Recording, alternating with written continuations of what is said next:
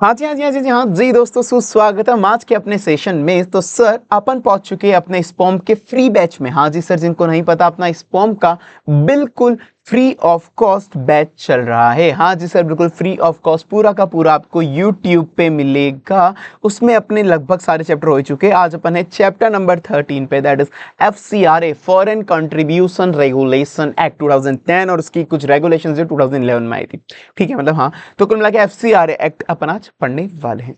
तो सर अपना टारगेट था 30 to 40 आवर्स के अंदर अप्रोक्स पूरा का पूरा स्पॉम सेट ए खत्म कर दे, और अप्रोक्स 30 आवर्स के अंदर ये हो भी गया। अप्रोक्स आप मान लो 30 आवर्स में ये हो भी जाएगा। 30 आवर काफी है इसके अंदर। इसके अलावा कुछ नहीं करना सर, कुछ भी नहीं करना, बस बात खत्म। ठीक है, ये नोट्स भी आपको फ्री ऑफ कॉस्ट मिल जाएंगे। तो चलो शुरू करते हैं।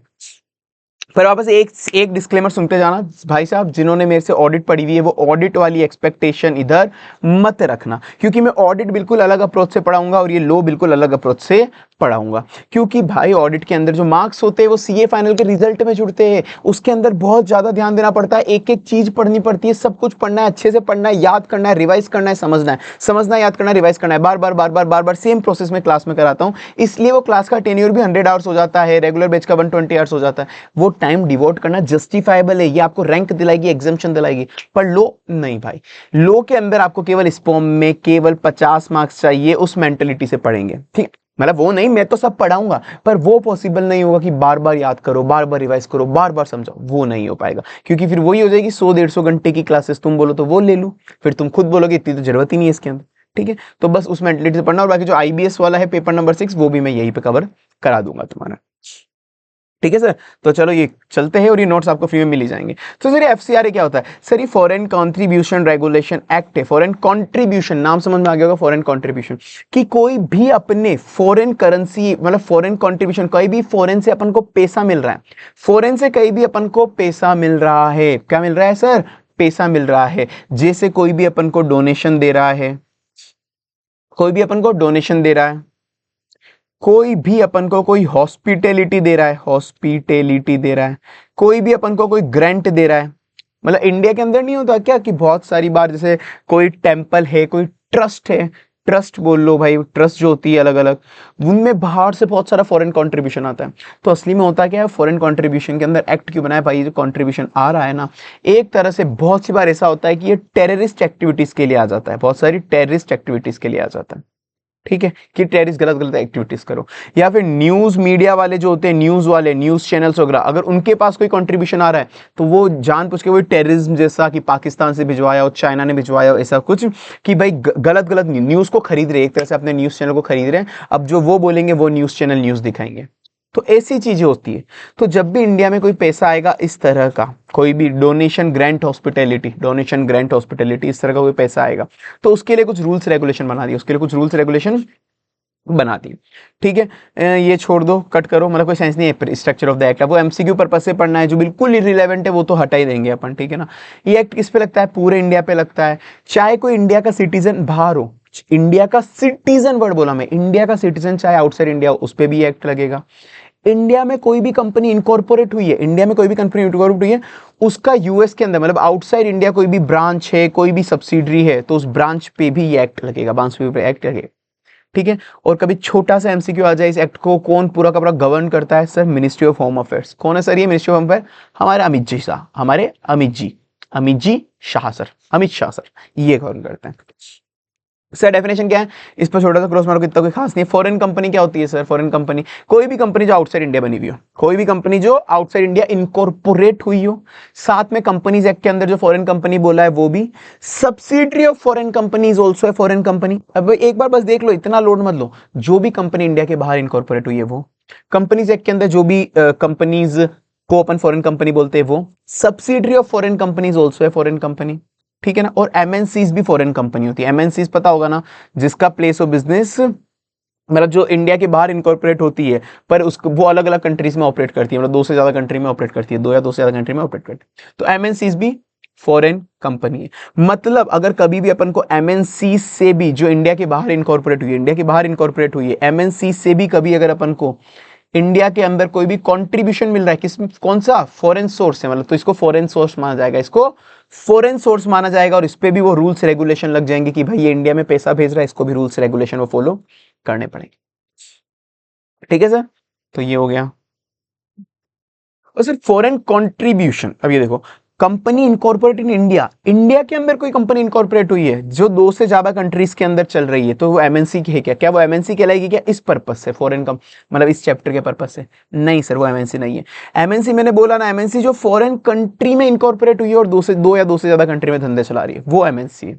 तो उसको मानेंगे कि अगर कभी वो इंडिया में पैसा भेज रहा है तो इसको भी ये वाले रूल्स रेगुलेशन सब कुछ फॉलो करने पड़ेंगे। सर फॉरेन कॉन्ट्रीब्यूशन, आप देखो फॉरेन कॉन्ट्रीब्यूशन क्या होता है सर? सर फॉरेन कंट्रीब्यूशन मतलब डीडीटी, डीडीटी डोन, कोई भी फॉरेन से मतलब बाहर से, इंडिया के बाहर से कोई भी पैसा आ रहा है, इंडिया के बाहर से कोई भी पैसा आ रहा है, डोनेशन डिलीवरी ट्रांसफर, किस किस से मैंने बोला था ना, या तो ये अभी ये फॉरेन कंपनी, एक तरह से फॉरेन कंपनी, और आगे और भी बताऊंगा मैं, और भी है भी चीजें तो ठीक है। तो कुल मिला के इंडिया के बाहर से पैसा आ रहा है, डोनेशन डिलीवरी ट्रांसफर, डीडीटी हो रहा है, डीडीटी डोनेशन दे रहे हैं, डिलीवरी कर रहे हैं या किसी पैसे को ट्रांसफर कर रहे हैं, किस किस को? मेड बाय फॉरेन सोर्स, मतलब फॉरेन से वो आ रहा है, किस किस चीज का?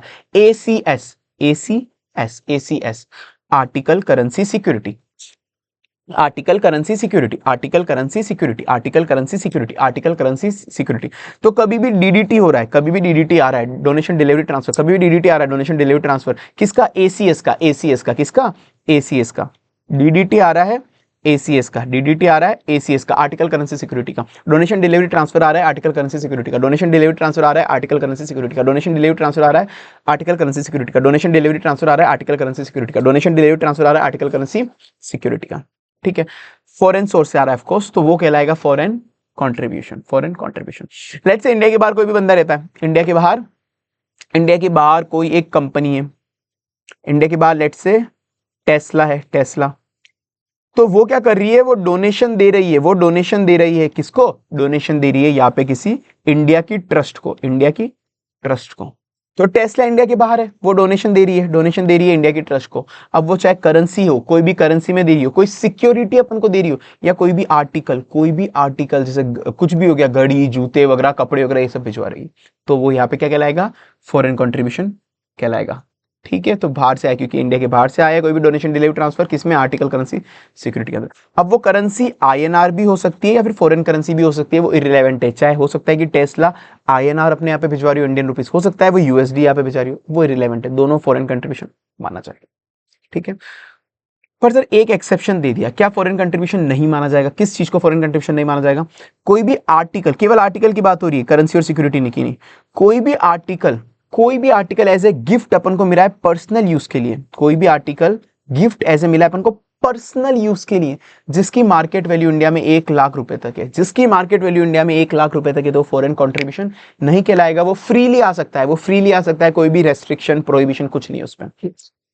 जैसे जैसे जैसे जैसे जैसे जैसे मेरे कुछ फ्रेंड दुबई रहते हैं, मेरे कुछ फ्रेंड दुबई रहते हैं। अब दुबई वाले बंदे, दुबई में मेरे कुछ फ्रेंड दुबई रहते हैं, अब वो इंडिया आएंगे, मेरे लिए, वैसे तो सारे के सारे ना फुक्कड़ लोग हैं, कुछ नहीं लाते हैं, दोस्त कुछ ला रहे हैं, कुछ नहीं लाते हैं भाई, फुक्कड़ आदमी सारे के सारे। तो अब वो जब आएंगे इंडिया, तो वो ना मेरे लिए कोई गिफ्ट लेके आएंगे, मेरे लिए कोई गिफ्ट भिजवा रहे हैं, मेरे लिए कोई गिफ्ट भिजवा रहे हैं। एक पैरेलल यूनिवर्स में चल रहा है ये सब, ठीक है ना, एक पैरेलल यूनिवर्स में चल रहा है सब। तो वो इंडिया के अंदर कोई गिफ्ट भिजवा रहे हैं, वो गिफ्ट पर्सनल यूज के लिए, जैसे उन्होंने वॉच भिजवाई मेरे लिए, घड़ी भिजवाई, वॉच, WATCH, घड़ी भिजवाई मेरे लिए, उस घड़ी की कीमत 50,000 रुपए है, तो क्या फॉरेन कंट्रीब्यूशन है? नहीं है सर, नहीं है। ठीक है ना, पर यही अगर उसकी कंट्रीब्यूशन 1.2 लाख होता तो वो फॉरेन कंट्रीब्यूशन होता? हाँ जी होता, हाँ जी होता। ठीक है, पर अभी मैं इसका और बताऊंगा, ये भी हालांकि एग्जाम्पल सेट नहीं है, क्योंकि वो उसने ना कैजुअल वे में भिजवाया, कैजुअल रिलेशन है हमारा, फ्रेंड से, रिलेटिव है, कैजुअल रिलेशन है, तो वो भिजवा सकते हैं, अगर कैजुअल में चलता है वैसे तो, पर फिर मैं बताऊंगा अभी आगे। ठीक है ना, अभी एक बार एग्जाम्पल समझाने के लिए बताया था। ठीक है, और ये चाहे जो दुबई में मेरा फ्रेंड बैठा है, मतलब वो रिलेटिव भी हो सकता है, नॉन रिलेटिव भी हो सकता है। क्वेश्चन कभी कभी कंफ्यूज करेगा कि रिलेटिव ने आपको 50,000 का गिफ्ट दिया था, इंडिया के बाहर में था वो, तो चलेगा, और नॉन रिलेटिव ने अगर दिया है तो क्या होगा? तो भाई दोनों केस में चलेगा। अगर कोई भी गिफ्ट मुझे दे रहा है पर्सनल यूज के लिए, जिसकी मार्केट वैल्यू इंडिया में 1 लाख रुपए तक है, चलेगा, कोई दिक्कत नहीं है, कोई दिक्कत नहीं है। तो DDT ACS, DDT ACS, donation delivery transfer, donation delivery transfer, article currency security, article currency security. Sir अब कुछ चीजें बोल दी कि ये चीजें डीम्ड फॉरेन कंट्रीब्यूशन कहलाएगी, और ये चीजें एक्सक्लूड करी कि इसको फॉरेन कंट्रीब्यूशन नहीं कहेंगे, इसको फॉरेन कंट्रीब्यूशन नहीं करेंगे। सर डीम फॉरेन कंट्रीब्यूशन क्या कहलाएगा? इसका फर्स्ट वाला सुनो, पहले इसका फर्स्ट वाला सुनो। सर फर्स्ट वाला केस ये बोलता है, जैसे फर्स्ट वाला केस ये बोलता है कि जैसे यूएसए है, टेस्ला, हाँ यूएसए है, यूएसए ने भेजा मिस्टर एक्स को, यूएसए ने मिस्टर एक्स को क्या भेजा? कुछ रुपया भेजा, कुछ पैसा भेजा। तो क्या फॉरेन कंट्रीब्यूशन है? इंडिया में, मिस्टर एक्स इंडिया में है मतलब ऐसा, तो क्या फॉरेन कंट्रीब्यूशन है? बिल्कुल है सर। अब वापस से मिस्टर एक्स, इंडिया की बात चल रही है, मिस्टर एक्स ने वो पैसा मिस्टर वाई को ट्रांसफर कर दिया, ये डोनेशन है, ये डोनेशन की बात चल रही है, पूरा रुपया मतलब मेरा डोनेशन मान लो, तो डोनेशन दिया मिस्टर एक्स को। अब वही मिस्टर एक्स ने वो का वही सेम डोनेशन मिस्टर वाई को दे दिया, मिस्टर वाई को दे दिया। तो ये ट्रांजेक्शन तो इंडिया के अंदर हो रहा है, ये ट्रांजेक्शन तो इंडिया के अंदर हो रहा है, तो क्या फिर भी ये फॉरेन कंट्रीब्यूशन कहलाएगा? हाँ जी सर, तो भी ये फॉरेन कंट्रीब्यूशन कहलाएगा, क्योंकि जो फॉरेन कंट्रीब्यूशन आपको बाहर से मिला था वो आप किसी अपने ही इंडिया वाले में किसी दूसरे को ट्रांसफर कर रहे हो, तो ये वाला ट्रांजेक्शन भी फॉरेन कंट्रीब्यूशन कहलाएगा। सर सेकंड पॉइंट क्या बोलता है? सेकंड पॉइंट बोलता है कि कोई भी आपको फॉरेन करेंसी मिली थी, फॉरेन कंट्री करेंसी आपको मिली थी, कंट्रीब्यूशन मिला था, उस फॉरेन कंट्रीब्यूशन को आपने कहीं ना कहीं डिपॉजिट तो कराया होगा ना, बैंक अकाउंट या कहीं पे डिपॉजिट तो कराया होगा ना, कुछ डिपॉजिट करा, तो उस डिपॉजिट से जो इंटरेस्ट जनरेट हुआ है, जो इंटरेस्ट या ऐसी कोई भी इनकम, इंटरेस्ट या फिर कोई भी अदर इनकम, इंटरेस्ट उस फॉरेन कंट्रीब्यूशन से, उस फॉरेन कंट्रीब्यूशन से कोई भी इंटरेस्ट या कोई भी अदर इनकम जनरेट हुई है, तो वो भी फॉरेन कंट्रीब्यूशन कहलाएगी, वो भी फॉरेन कंट्रीब्यूशन कहलाएगी। ठीक है, ये वाला फर्स्ट एग्जांपल जो था, मिस्टर एक्स ने मिस्टर वाई को दिया, ये इंटरेस्ट, ये अदर इनकम वाला। और सर पर क्या फॉरेन कंट्रीब्यूशन में क्या इंक्लूड नहीं होता? क्या इंक्लूड नहीं होता? सर सिंपल सी बात है, अगर ऑर्डिनरी कोर्स ऑफ बिजनेस में मैं कोई धंधा कर रहा हूं, मैं कोई धंधा कर रहा हूं जो फेमा के अंदर ऑलरेडी कवर है, कि मैंने किसी को गुड्स को एक्सपोर्ट करा था, मैंने एक्सपोर्ट करा था, इसलिए उसने मुझे रेमिटेंस दी, उसने रुपए दिए, तो ये डोनेशन डिलीवरी ट्रांसफर में इंक्लूड नहीं होगा। ये ऑर्डिनरी कोर्स ऑफ बिजनेस में मैं धंधा कर रहा हूं, तो जो चीजें फेमा गवर्न कर रही है वो इधर नहीं आएगा। फेमा गवर्न कर रही है वो चीज इधर नहीं आएगी। फेमा के अंदर क्या है? मेनली धंधों के रिलेशन की बात होती है, बोरोइंग की बात होती है, बोरोइंग हो गया, एक्सपोर्ट इंपोर्ट हो गया वो। पर जो अपन एफसीआरए पढ़ रहे हैं, एफसीआरए फीलिंग से समझो, एफसीआरए कंट्रीब्यूशन मतलब ऐसी प्यार भरी बातें हो रही है, डोनेशन हो गया, ग्रांट हो गया, ऐसी अच्छी चीजें, हॉस्पिटलिटी हो गई, हॉस्पिटलिटी नहीं करती किसी की देखभाल हो गई वो वाली हॉस्पिटल, ऐसा, तो वो प्यारी बात है। तो भाई प्यार भरी चीजें ना हमेशा दुखदाई होती है, प्यार भरी चीजें हमेशा दुखदाई होती है। तो अगर बाहर से प्यार मिल रहा है तो पहले समझ लो कुछ घपला है, पहले समझ लो कुछ घपला है। ठीक है, तो ये फॉरेन कंट्रीब्यूशन में नहीं आता। कोई ऑर्डिनरी कोर्स ऑफ बिजनेस, मैंने कोई एक्सपोर्ट वगैरह करा, ऐसा कुछ भी ऐसी चीज करी है तो वो नहीं आएगा। एजुकेशन इंस्टीट्यूट, इंडिया के अंदर कोई एजुकेशन इंस्टीट्यूट है, इंडिया के अंदर कोई भी लेट से आईआईटी, इंडिया के अंदर कोई आईआईटी है। अब आईआईटी में कोई फॉरेन स्टूडेंट आया, आईआईटी में कोई फॉरेन स्टूडेंट आया, आईआईटी में कौन आया? कोई फॉरेन स्टूडेंट आया, लेट्स से यूएसए का बंदा आया, तो यूएसए का बंदा आईआईटी के अंदर फीस जमा कराएगा, तो कोई ये कि फीस कोई फॉरेन कंट्रीब्यूशन है? नहीं सर, वो नहीं है। ठीक है, वैसे ही सेम मेरे को कोई भी फीस मिल रही है ट्रेनिंग वर्कशॉप सेमिनार, मैं वहां पे कोई यूएसए के अंदर जाके मैं ट्रेनिंग वर्कशॉप सेमिनार लेके आया, तो मेरा धंधा चल रहा है एक तरह से यार, उसकी फीस कोई मेरा ऐसा नहीं है। ठीक है, और ये एमसीक्यू भी आया हुआ है कि फॉरेन कंट्रीब्यूशन क्या आईएनआर में हो सकता है? बिल्कुल हो सकता है, मैंने बताया ये करेंसी आईएनआर में भी हो सकती है, फॉरेन करेंसी में भी हो सकती है। तो डीडीटी, डोनेशन डिलीवरी ट्रांसफर, मिला अपन को bye foreign source of ACS, article currency security. ठीक है ना, पर वही अगर अपन उसके अंदर एक एक्सेप्शन है कि कोई भी गिफ्ट पर्सनल यूज के लिए मिला, कोई भी गिफ्ट पर्सनल यूज के लिए मिला जिसकी अपन को मार्केट वैल्यू 1 लाख रुपए उससे कम है, 1 लाख रुपए तक है मतलब, तो वो फॉरेन कंट्रीब्यूशन नहीं कहलाएगा। ठीक है सर, ये हो गया। अब सर ये तो था कि कई फॉरेन कंट्रीब्यूशन, अब सेम फॉरेन हॉस्पिटलिटी के लिए भी कुछ रूल्स है। फॉरेन हॉस्पिटलिटी क्या होती है सर? फॉरेन हॉस्पिटलिटी समझ गए ना सर? फॉरेन हॉस्पिटलिटी मतलब सिंपल सी बात है, कभी भी कोई चीज, जैसे कि लेट से जो अपना अपना किसको बुलाए? पुतिन भैया को बुलाते हैं अपन, पुतिन भैया। पुतिन भैया कहाँ के सर? रशिया के। पुतिन भैया कहाँ के? अपने रशिया के हैं। तो पुतिन भैया रशिया के। नहीं, अपन उल्टा करेंगे ना, उल्टा करते हैं, अपन उल्टा कर लेते हैं, उल्टा करना अपन को, इसमें उल्टा करना है। तो अपने जो मोदी जी है, हमारे मोदी भैया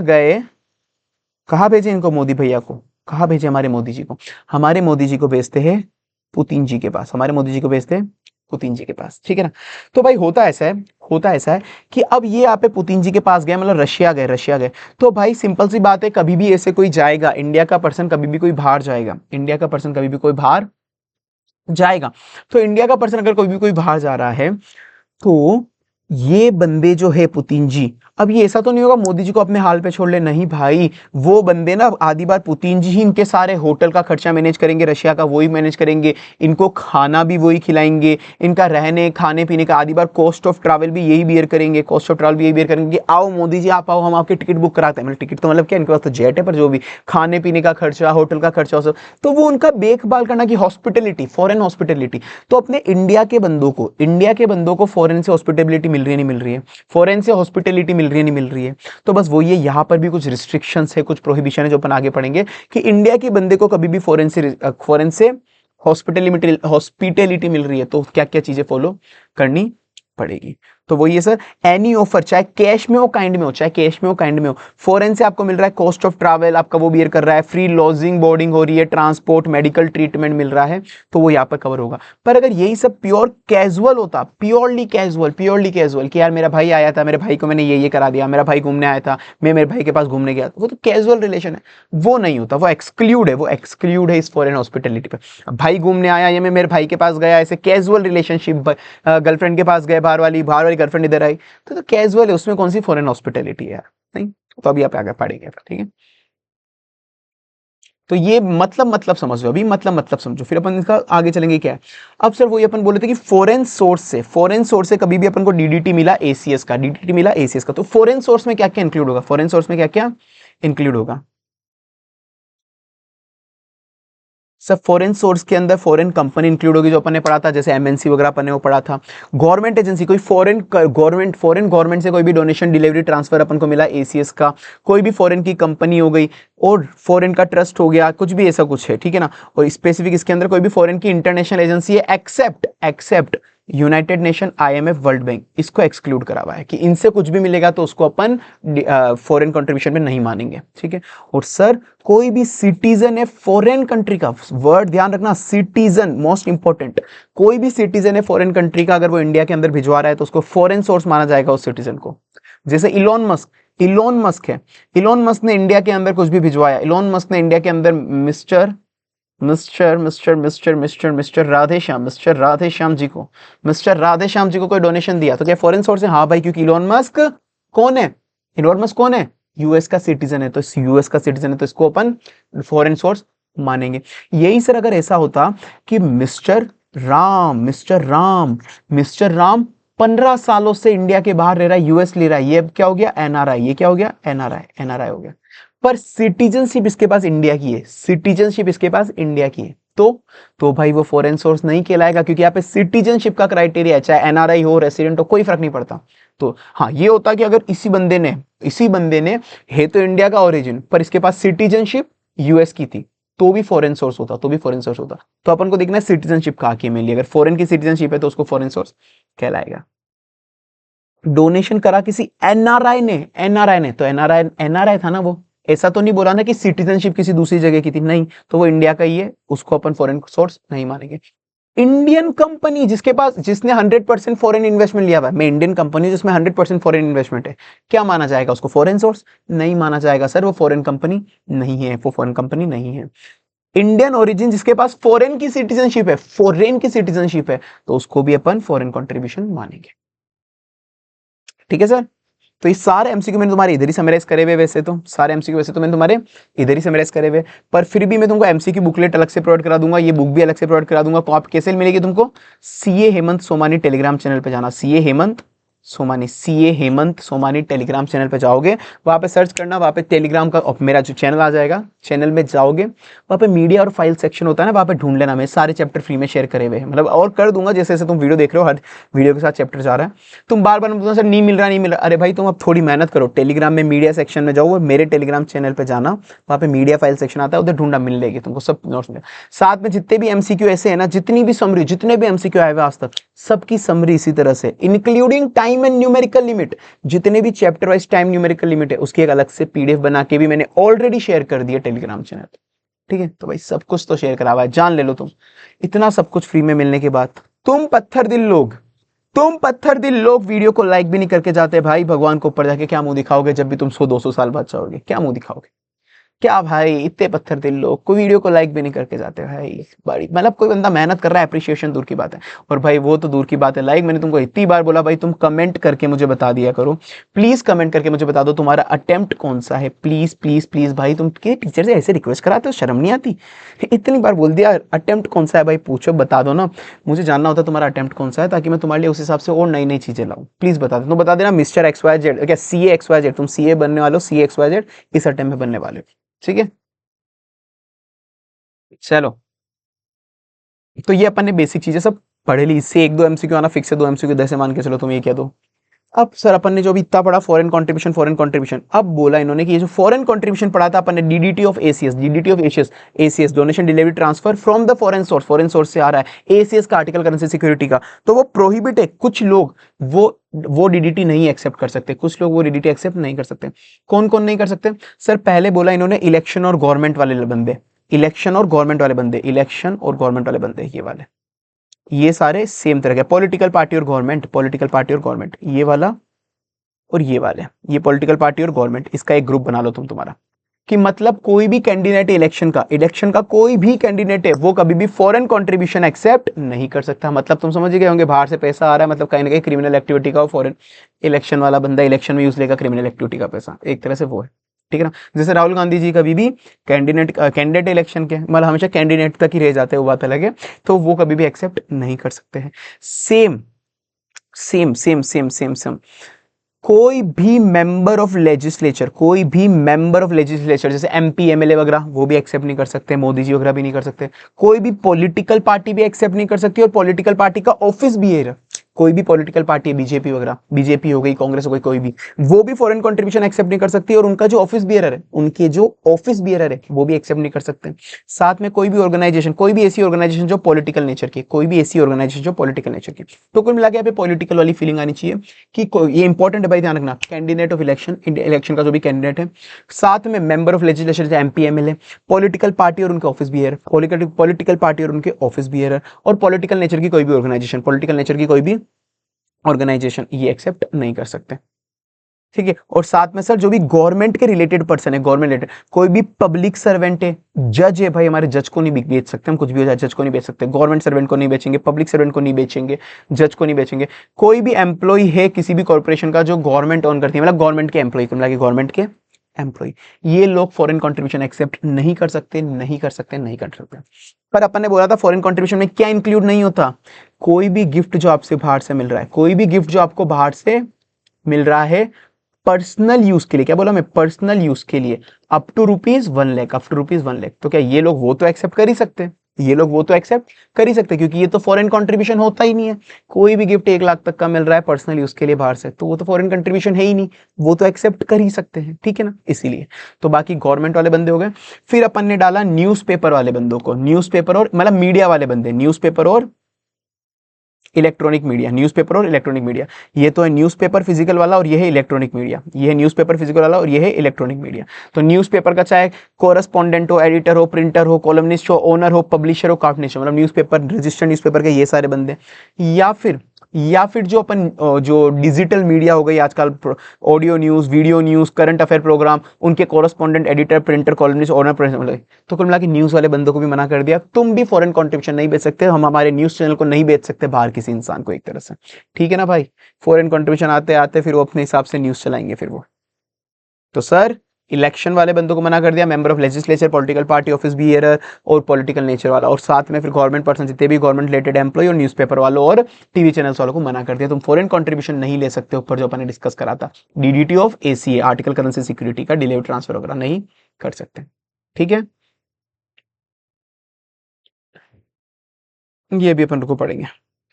पर सर ये बोल दिया कि ये वाले जो बंदे हैं ना, ये वाले बंदे, ये फिर भी एक्सेप्ट के लिए इनके एक एक्सेप्शन बना दिया, तो प्रोहिबिट करा हुआ नहीं कर सकते, पर फिर भी एक एक्सेप्शन दे दिया कि ठीक है, when person cover under section 3 can accept foreign contribution, वो ना फॉरेन कंट्रीब्यूशन एक्सेप्ट कर सकते हैं। कब कब कर सकते हैं, मतलब ये सेक्शन 3 वाले भी कर सकते हैं और बाकी लोग भी कर सकते हैं, ये सिंपल सी बात है, बाकी लोग तो कर ही पाएंगे। क्या क्या कब कब कर सकते हैं? उनके लिए कोई भी सैलरी वेजेस मिल रही है, उनको इंडिया के बाहर की सैलरी वेजेस मिल रही है, उनको कोई स्कॉलरशिप स्टाइपेंड मिल रही है इंडिया के बाहर से, तो वो तो एक्सेप्ट कर ही सकते हैं, कोई सैलरी, कोई वेजेस, कोई स्कॉलरशिप स्टाइपेंड मिल रही है, वो कर सकते हैं। कोई भी पेमेंट उनको इंटरनेशनल ट्रेड की वजह से मिला, in ordinary course of business की, मैंने कहा था ना एक्सपोर्ट इंपोर्ट करने की वजह से कोई पैसा आया, उसमें क्या दिक्कत है, उसमें क्या ही दिक्कत है। कोई भी ट्रांजेक्शन फॉरेन सोर्स और सेंट्रल गवर्नमेंट या स्टेट गवर्नमेंट के बीच में हो रहा है, कोई भी ट्रांजेक्शन किसके बीच में हो रहा है, फॉरेन सोर्स जो यूएसए है वर्सेस, मतलब वर्सेस नहीं, और सेंट्रल गवर्नमेंट या फिर स्टेट गवर्नमेंट, इनके बीच में कोई भी ट्रांजेक्शन हो रहा है तो वो वाला पैसा भी एक्सेप्ट कर सकते हैं, वो वाला पैसा भी एक्सेप्ट कर सकते हैं। और कोई भी remittance ordinary course of business के अंदर आई है वो कर सकते हैं।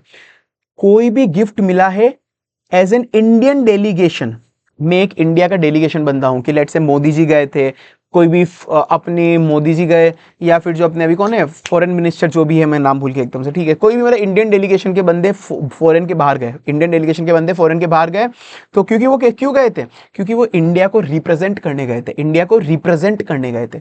तो यार इंडिया को रिप्रेजेंट करने गए तो बाहर वाली कंट्री कभी कभार नहीं होती कि यार अच्छी बात है इंडिया से कोई आया है तो इनको खुश करेंगे, मतलब छोटी मोटी चीजें गिफ्ट वगैरह में देती है, तो ऐसा कोई भी गिफ्ट या प्रेजेंटेशन उनको मिला है इंडियन डेलीगेशन वाले बंदों को, जो इंडिया को रिप्रेजेंट करने गए थे वहां पर इंडियन डेलीगेशन को, तो उनको गिफ्ट प्रेजेंटेशन मिला है तो वो ले सकते हैं।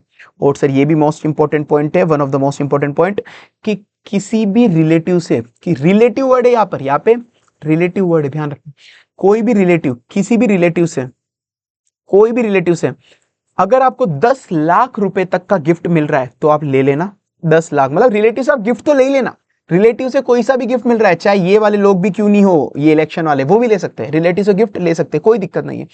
बट इतना है कि अगर आपको वो गिफ्ट, अगर वो गिफ्ट अप टू 10 लाख है तो कोई दिक्कत ही नहीं है, बस वो अबाउ 10 लाख है, अबाउ 10 लाख है, तो उस केस के अंदर आपको बस सेंट्रल गवर्नमेंट को इंटीमेट करना है, सेंट्रल मतलब पूरे साल भर में मिला के, पूरे फाइनेंशियल ईयर में मिला के अगर गिफ्ट 10 लाख के ऊपर चलेगी आपका, तो सेंट्रल गवर्नमेंट को बस इंटीमेट करना है FC1 में, FC1 में 3 महीने के अंदर अंदर, 3 महीने के अंदर अंदर सेंट्रल गवर्नमेंट को इंटीमेट कर देना कि यार मेरे को मेरे गिफ्ट से 10 लाख रुपए से भी ज्यादा, 10 लाख रुपए से भी ज्यादा मेरे को मेरे गिफ्ट में मिले हैं, गिफ्ट में मिले मेरे रिलेटिव से, तो एक्सेप्ट तो कर सकते हो, एक्सेप्ट तो कर सकते हो, पर बस सेंट्रल गवर्नमेंट को बताना पड़ेगा, बस सेंट्रल गवर्नमेंट को बताना पड़ेगा, ठीक है सर। तो सर ये चीजें मिल सकती है, क्या क्या चीजें अपन एक्सेप्ट कर सकते हैं, जो इवन वो जो थे अपने पढ़े थे इलेक्शन वाले मेंबर वाले या फिर न्यूज़पेपर वाले, ये सब भी कर सकते हैं। क्या क्या सर, सैलरी वेजेस कोई भी मिल रही है आपको, कोई भी सैलरी वेजेस मिल रही है, स्कॉलरशिप स्टाइपेंड मिल रही है, ऑर्डिनरी कोर्स ऑफ बिजनेस में कोई अपन ने ट्रेड करा है वहां पे उसका मिल रहा है, फॉरेन सोर्स और सेंट्रल गवर्नमेंट स्टेट गवर्नमेंट के बीच में कोई ट्रांजेक्शन हो रहा है, कोई भी इंडियन डेलीगेशन का बंदा बाहर गया था उसको कोई गिफ्ट मिला है, ठीक है, या फिर रिलेटिव से ये मेन इंपॉर्टेंट है, रिलेटिव वाला तो ठीक है, इंपॉर्टेंट है भाई बहुत ज्यादा। रिलेटिव से कुछ भी ले सकते हो, एक्सेप्ट कर सकते हो, पर 10 लाख तक है तो कोई इंटीमेशन नहीं देना, 10 लाख के ऊपर है तो आपको सेंट्रल गवर्नमेंट को 3 महीने में इंटीमेशन देना पड़ेगा FC1 में। FC ये देखो, रिलेटिव से आपको 2 लाख का कोई पैसा मिला, वो एग्जाम्प्ट है क्योंकि 10 लाख के नीचे ही है, और अगर 10 लाख से ज्यादा होता तो भी FC1 आपको फाइल करना था। ये देखो, आपने लोन लिया किसी पार्टनरशिप फर्म से, लंदन में कोई पार्टनरशिप फर्म से लोन लिया, तो भाई पहली बात तो ये तो इधर कवर ही नहीं है, फॉरेन कंट्रीब्यूशन ही नहीं होता, ये तो एक ऑर्डिनरी कोर्स ऑफ बिजनेस का ट्रांजैक्शन है, ये तो एक लोन है, लोन का पढ़ा था अपन ने फेमा में, तो फेमा में कवर्ड है, वैसे भी फेमा में कवर्ड है, फेमा अप्लाई होगा यहाँ पे, सिंपल बात है। FM receive a foreign fund for news broadcasting, news broadcasting वाला बंदा ले सकता है क्या, नहीं ले सकता, पर प्रोहिबिट है। 25,000 का गिफ्ट मिला मुझे, यूएसए में अंकल रहते मेरे, यूएसए मेरे कोई अंकल रहते, तो भाई 1 लाख से नीचे वाला तो वैसे भी फॉरेन कंट्रीब्यूशन कहलाता ही नहीं है, 1 लाख से नीचे वाला फॉरेन कंट्रीब्यूशन कहलाता ही नहीं है, तो ले सकते। ऐसे MCQ आएंगे अच्छे अच्छे और अपने ऐसे, ठीक है, ये हो गया। एक ये छोटा सा, इतना लोड मत लेना, ये वाला भी इतना लोड मत लो, बस इसको एक बेसिक सा बताता हूँ, इतना डिटेल में नहीं जाना। कुल मिला के मना करा कि ये सारे लोग एक्सेप्ट नहीं कर सकते, तो अब समझो यहाँ पे डायरेक्ट मना करा कि राहुल गांधी नहीं ले सकता बाहर से कोई भी पैसा, राहुल गांधी नहीं ले सकता बाहर से पैसा, तो इसने क्या करा, इसने कोई भी एक दूर का एक कोई भी बंदा उठाया, इसके पड़ोसी को उठा लिया, मिस्टर एक्स था, मिस्टर एक्स ना तो कैंडिडेट था इलेक्शन का, ना न्यूज़पेपर का चलाता था, ना ये था, इनमें से कुछ भी नहीं था, पॉलिटिकल पार्टी MLA MP कुछ नहीं था, तो ये जो इसने पैसा मंगाया लेट से यूएसए से मिस्टर एक्स के अकाउंट में, फिर मिस्टर एक्स को बोला एक बार तेरे पास आ जाए ना तो चुपचाप राहुल गांधी को दे देना, चुपचाप राहुल गांधी को दे देना, चुपचाप राहुल गांधी को दे देना। तो अब ये अलाउड है क्या, तो भाई इनडायरेक्टली भी आप एक्सेप्ट नहीं कर सकते, दोनों को मना कर दिया, ना तो तू ऐसे दे सकता है ना तो ऐसे ले सकता है, बस ये एक तरह से इतना ध्यान रख लो इसका, इनडायरेक्टली भी आप इन लोगों को जो प्रोहिबिट है उसको इनडायरेक्टली भी आप नहीं दे सकते, बस उनके लिए ये वाले एक्सेप्टेंस है जो भी अपन ने ये पढ़े। हाँ ये छोड़ दो, फालतू बात है। हाँ अभी अपन ने पढ़ा फॉरेन कंट्रीब्यूशन एक्सेप्ट नहीं कर सकते, फिर अपन ने पढ़ा था एक फॉरेन हॉस्पिटैलिटी भी होती है, कि जब मोदी जी गए थे पुतिन जी के पास, मोदी जी गए थे पुतिन जी के पास, तो पुतिन जी ने भाई साहब बहुत ज्यादा उनका ध्यान रखा, खाना पीना वगैरह सब चीजों की बात के रखा है, क्योंकि वो इंडिया से कोई बंदा आया, ठीक है ना। तो फॉरेन हॉस्पिटैलिटी के अंदर भी क्या क्या रूल्स रेगुलेशन है। तो भाई कोई भी बंदा जो अपन ने ऊपर डिस्कस करा था, मतलब अभी कुछ है इसके अंदर और भी है, member of legislature, political party, जज, government servant and employ of government own company. तो इसमें क्या क्या कवर नहीं है, इसमें एक तो न्यूज़पेपर कवर नहीं है, मतलब न्यूज़पेपर वाले और जो ये वाले बंदे थे टेलीविजन वाले, वो तो मतलब फॉरेन हॉस्पिटैलिटी ले सकते हैं, वो तो फॉरेन हॉस्पिटैलिटी ले सकते हैं। कौन कौन नहीं ले सकते, लेजिस्लेचर, पॉलिटिकल पार्टी, जज, गवर्नमेंट सर्वेंट, एम्प्लॉय फ्रॉम ये एम्प्लॉय ऑफ गवर्नमेंट कंपनी। पर इसमें भी कवर क्या नहीं है, कैंडिडेट ऑफ इलेक्शन, इलेक्शन का कोई कैंडिडेट हो, पॉलिटिकल पार्टी और पब्लिक सर्वेंट, ये कवर नहीं है। इसमें मैंने हाईलाइट करे तुम्हारे लिए, जो ऊपर कवर थे, candidate of election, political party, public servant, ठीक है। तो पॉलिटिकल पार्टी का ऑफिस बियरर कवर है, पॉलिटिकल पार्टी का ऑफिस बियरर कवर है कि, और पॉलिटिकल पार्टी का ऑफिस बियरर कभी भी नहीं ले सकता ये हॉस्पिटैलिटी। पर पॉलिटिकल पार्टी खुद से हॉस्पिटैलिटी कभी नहीं ले सकती, पब्लिक सर्वेंट नहीं ले सकता, कैंडिडेट ऑफ इलेक्शन कोई भी कैंडिडेट इलेक्शन का नहीं ले सकता। जैसे पॉलिटिकल पार्टी है जैसे कांग्रेस, तो कांग्रेस का एक ऑफिस बियरर है मिसेल राहुल जी गांधी जी, राहुल जी जी लगा रहा हूं तुमको, कुछ लोग अच्छे नहीं लगा होगा, कुछ लोगों को बहुत बुरा लगा होगा।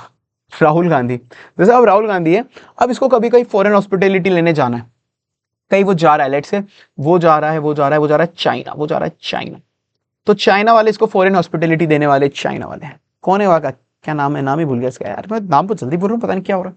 हाँ, तो चाइना वाले राहुल गांधी को फॉरेन हॉस्पिटल लेने जा रहे हैं। तो भाई मना कर दिया, तू नहीं ले सकता जब तक सेंट्रल गवर्नमेंट का अप्रूवल ना मिल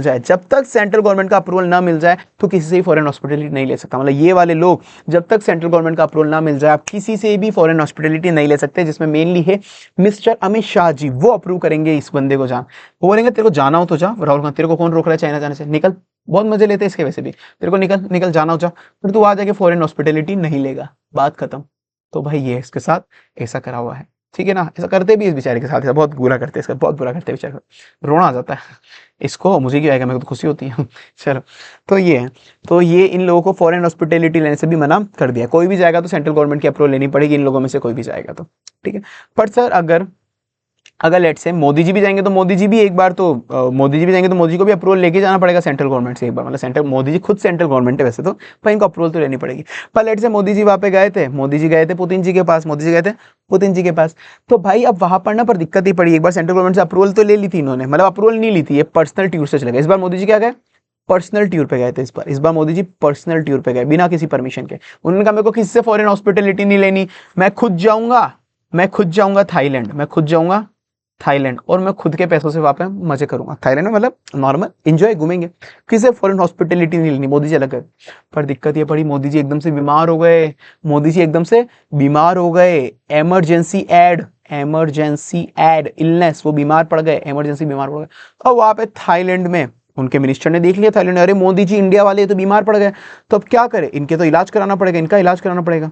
पर फिर मोदी जी मना करे, अरे नहीं नहीं मेरे पास तो परमिशन ही नहीं है। अरे मोदी जी करा लो इलाज, कुछ हो जाएगा, वरना भगवान ना करे कुछ हो जाएगा, करा लो। अब मोदी जी इस हालत में कहा किससे परमिशन लेने बैठेंगे, इसलिए बोला अगर आप कभी फॉरेन में गए हुए हो, फॉरेन में इमरजेंसी इलाज की जरूरत पड़ जाए तो आप करा सकते हो, कोई भी दिक्कत नहीं है, करा सकते हो, कोई भी दिक्कत नहीं है। तो इमरजेंसी कभी भी ऐसे इलाज पड़ जाए, मतलब केवल इलाज कराने वाला तो आप करा सकते हो। बस ऐसा है कि अगर आपने मतलब इलाज तो करा लेना, उसमें कोई दिक्कत नहीं है, फिर इलाज होने के बाद अगर वो 1 लाख रुपए तक का आपने इलाज कराया था तो कोई दिक्कत नहीं है। पर 1 लाख रुपए से ज्यादा का इलाज कराया था तो आपको सेंट्रल गवर्नमेंट को बाद में इंटीमेट करना पड़ेगा कि देखो मैंने वहां पे बीमार पड़ गया था और मैंने इलाज कराया, मैं वहां पे बीमार पड़ गया था और मैंने वहां पे इलाज कराया।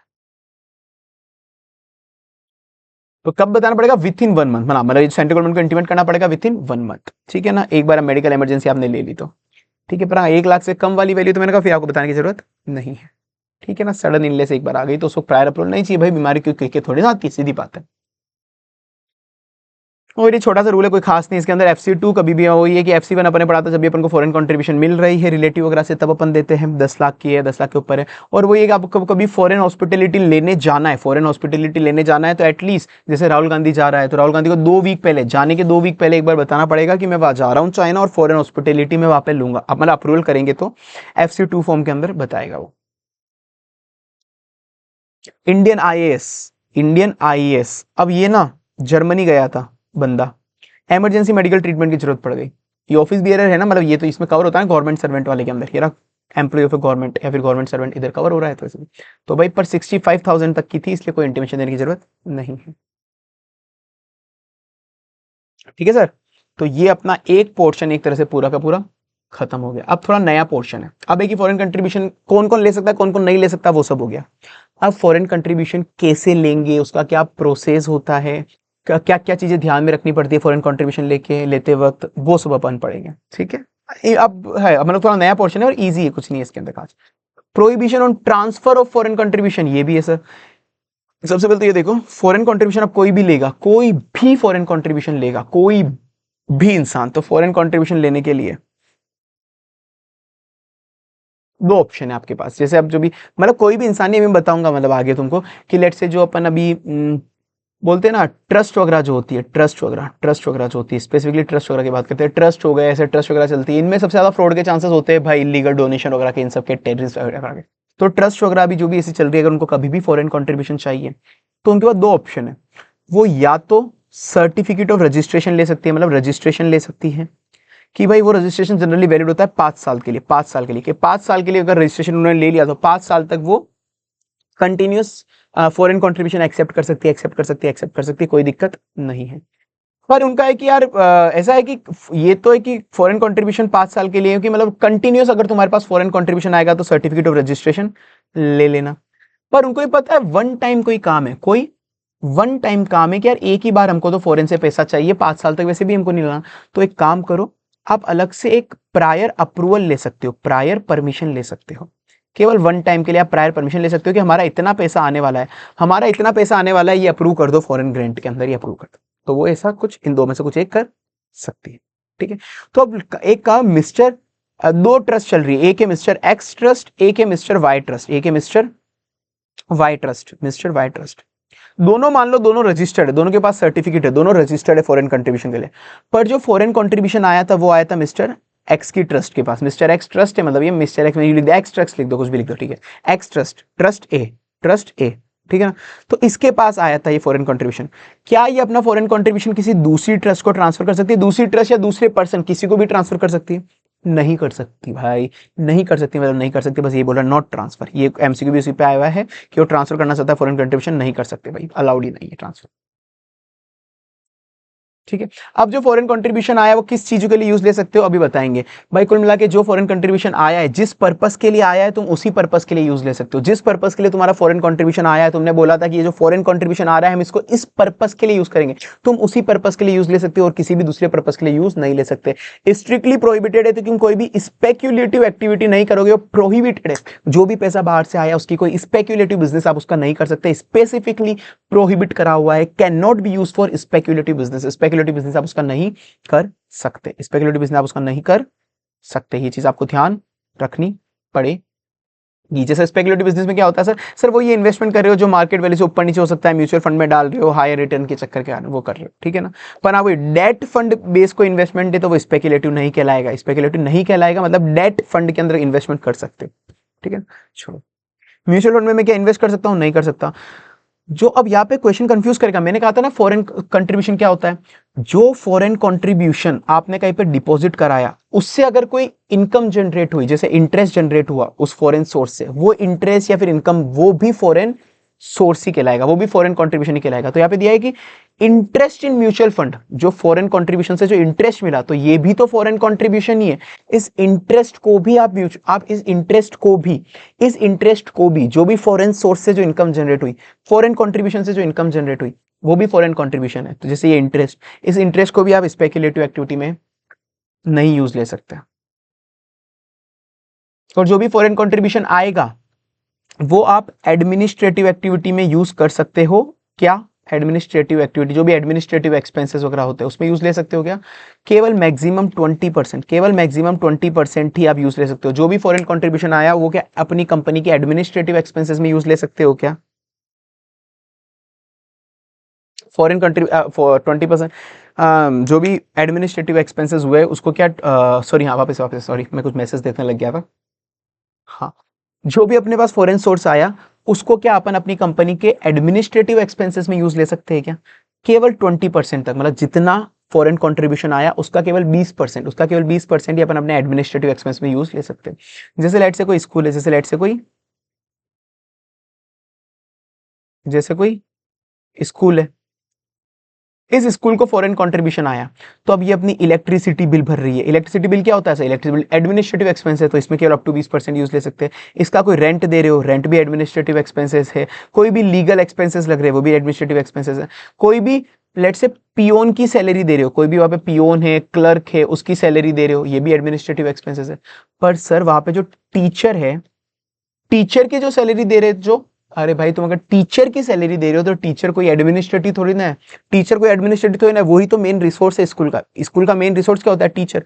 तो इसकी सैलरी एडमिनिस्ट्रेटिव नहीं कहलाती भाई, ठीक है ना? वही है। तो ये देखो, वही मैंने बोला कि कोई भी पर्सन तुमको ट्रेन करने आ रहा है, जैसे टीचर वगैरह हो गया, उसको कुछ सैलरी दे रहे हो, तो वो थोड़ी ना एडमिनिस्ट्रेटिव, कोई डाटा कलेक्ट वगैरह करने आ रहा हो, वो एडमिनिस्ट्रेटिव नहीं होता। एडमिनिस्ट्रेटिव में जैसे अकाउंटिंग हो गया, कोई भी वेजेस रिम्यूनरेशन हो रहा है, कमिटीज का, मैनेजमेंट का, मतलब जो अपना मेन एम्प्लॉय नहीं है, लीगल काउंसिल हो गई, कोई सैलरीज वगैरह कोई भी नॉर्मल बंदों की हो गई, इलेक्ट्रिसिटी वोटर, ये एडमिनिस्ट्रेटिव है। इसमें केवल 20% तक ही तुम यूज ले सकते हो। इंपॉर्टेंट पॉइंट है सर, इंपॉर्टेंट पॉइंट है।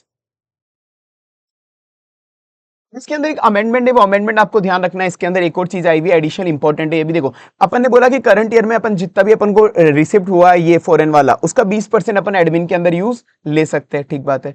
पर अगर अपन ने 20% से कम यूटिलाइज करा, अंडर यूटिलाइज करा, केवल 10% यूज लिया, तो रिमेनिंग वाला आप कैरी फॉरवर्ड कर सकते हो अनयूटिलाइज लिमिट को। एग्जाम्पल के साथ समझो, जैसे आपको करंट ईयर के अंदर एग्जाम्पल समझो कि आपको फॉरेन रिसिप्ट हुई आपको 100 करोड़ रुपए की, ठीक बात है सर। हमको 100 करोड़ रुपीस बाहर से इस बार मिले हैं। अब 100 करोड़ में से मैक्सिमम कितना अलाउड है, आप स्पेंड कितना कर सकते हो एडमिनिस्ट्रेटिव पर्पस के लिए? हम सर 20% स्पेंड कर सकते हैं। 20% का ये हो गया 20 करोड़ रुपए हम एडमिन के लिए यूज ले सकते हैं। पर एक्चुअल में हमने कितना एडमिन के लिए यूज लिया? हमने एक्चुअल में जो एडमिन के लिए यूज लिया ना, वो हमने इस साल केवल 15% यूज लिया है। मतलब एक्चुअल एडमिन हमने केवल 15 करोड़ ही खर्च करा है। खर्च तो आप 20 करोड़ खर्च कर सकते थे करंट ईयर में 20%, पर आपने करा है 15%। रिमेनिंग जो 5 करोड़ आपने जो कम यूटिलाइज लिया एडमिन के लिए, ये आप एक साल के लिए कैरी फॉरवर्ड कर सकते हो। मतलब ये एक्स्ट्रा 5 करोड़ आप अगले साल खर्च कर सकते हो। अगले साल आप एक्स्ट्रा 5 करोड़ खर्च कर सकते हो। तो सेम, अब अगले साल कितना खर्च कर सकते हो? अगले साल आप खर्च कर सकते हो सेम, जो 20% की लिमिट तो है पर फाइनेंशियल ईयर, अपन ने पढ़ा हुआ है ना, पर फाइनेंशियल ईयर 20% की लिमिट तो है ही अपनी। तो नेक्स्ट ईयर जो है ना, नेक्स्ट ईयर की जो मैं बात कर रहा हूं, नेक्स्ट ईयर में जो भी फॉरेन रिसिप्ट मिली होगी उसका 20% आप खर्च कर सकते हो। प्लस नेक्स्ट ईयर में 20% तो करना ही करना है, नॉर्मल है, मतलब 20% तो कर ही सकते हो, नॉर्मल है। प्लस ये वाला जो पिछली बार 5 करोड़ आपने कम यूटिलाइज करा था, पिछली बार 5 करोड़ आपने अंडर यूटिलाइज करा था, वो 5 करोड़ एक्स्ट्रा और खर्च आप कर सकते हो। 5 करोड़ एक्स्ट्रा और खर्च कर सकते हो। तो नेक्स्ट ईयर आप वापस से 20% प्लस पिछली बार का जितना अंडर यूटिलाइज है 5 करोड़, वो खर्च कर सकते हो। तो ये चीज ध्यान रखना कि अमेंडमेंट इंपॉर्टेंट है। कैरी फॉरवर्ड अलाउड है अनयूटिलाइज लिमिट का। पर कैरी फॉरवर्ड कितने साल हो सकता है सर? केवल 1 साल के लिए हो सकता है। यहां पे साफ लिखा हुआ है immediately succeeding financial year. Immediately succeeding मतलब केवल 1 साल के लिए कैरी फॉरवर्ड अलाउ है आपका। ये 5 करोड़ जो आपने इस साल यूटिलाइज नहीं करे, वो अगले साल यूटिलाइज करने। अगर आपने अगले साल भी नहीं करे तो लैप्स हो गया, फिर बात खत्म भाई, फिर नहीं होगा। तो केवल 1 साल तक के लिए अलाउ है जनरली यहाँ पे, ठीक है। चलो, power of central government to prohibit receipt of foreign currency, foreign contribution की। फॉरेन सेंट्रल गवर्नमेंट कुछ भी चाहे तो कोई सी भी नोटिफिकेशन निकाल के किसी को भी मना कर सकती है कि तू फॉरेन कंट्रीब्यूशन एक्सेप्ट नहीं करेगा, बात खत्म, फालतू बात है।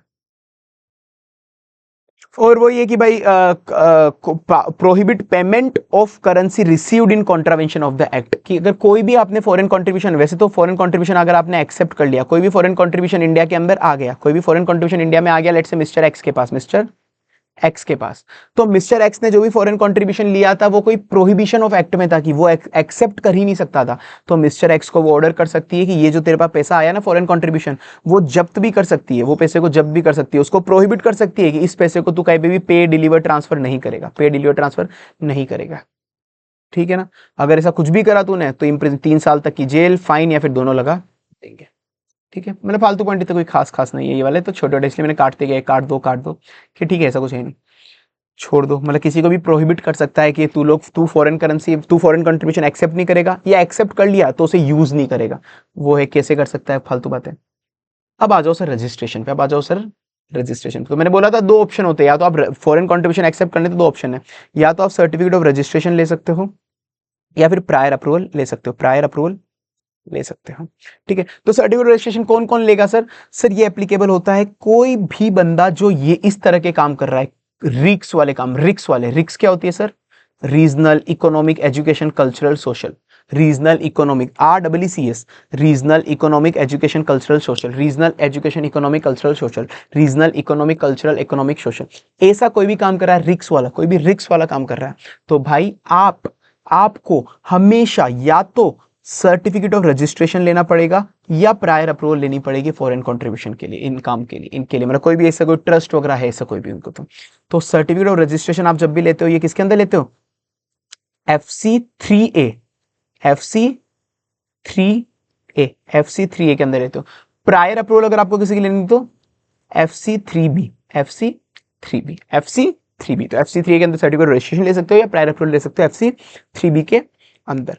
और अगर कभी भी अगर आपको लगा, कभी भी अगर कहीं पे कॉन्ट्रावेंशन लगा, कभी भी कहीं पे कॉन्ट्रावेंशन लगा कि भाई इस बंदे ने जो भी सर्टिफिकेट रजिस्ट्रेशन लिया था, ऐसा कुछ भी लिया था, उससे उसने जो भी पैसा एक्सेप्ट करा, मतलब कॉन्ट्रावेंशन करा है, कभी भी किसी एक्ट का कॉन्ट्रावेंशन करा, तो भाई सेंट्रल गवर्नमेंट क्या कर सकती है? सेंट्रल गवर्नमेंट कर सकती है कि जो भी पैसा तूने अभी तक रिसीव नहीं करा है, अनरिसीव्ड, मतलब अरे भाई मेरी स्पेलिंग की तो बहुत बुरी ठुक गई है जब से ये ऑटो करेक्ट वगैरह आ गए हैं। अनरिसीव्ड फॉरेन करेंसी है, या फिर अनयूटिलाइज, जो पैसा ऑलरेडी मिल गया था पर अपन ने अभी तक उसको यूटिलाइज नहीं करा है, तो अनरिसीव फॉरेन करेंसी है कि कोई फॉरेन कंट्रीब्यूशन, यार फॉरेन कंट्रीब्यूशन, कोई भी ऐसा फॉरेन कंट्रीब्यूशन है जो अभी तक मिला नहीं है, रिसीव नहीं है, और अपन को पता है कि ये बंदा कॉन्ट्रावेन कर चुका है, ऑलरेडी कॉन्ट्रावेन कर चुका है कुछ ना कुछ, तो अपन उसको मना कर देंगे, तू और बाकी का पैसा रिसीव नहीं करेगा, बाकी का पैसा रिसीव नहीं करेगा। और जो अनयूटिलाइज पैसा तेरे पास ऑलरेडी पड़ा है, अनयूटिलाइज पैसा ऑलरेडी पड़ा है फॉरेन कंट्रीब्यूशन का, उसको भी तू आगे यूटिलाइज नहीं करेगा, उसको भी आगे यूटिलाइज नहीं करेगा without the approval of central government, without the approval of central government. ठीक है।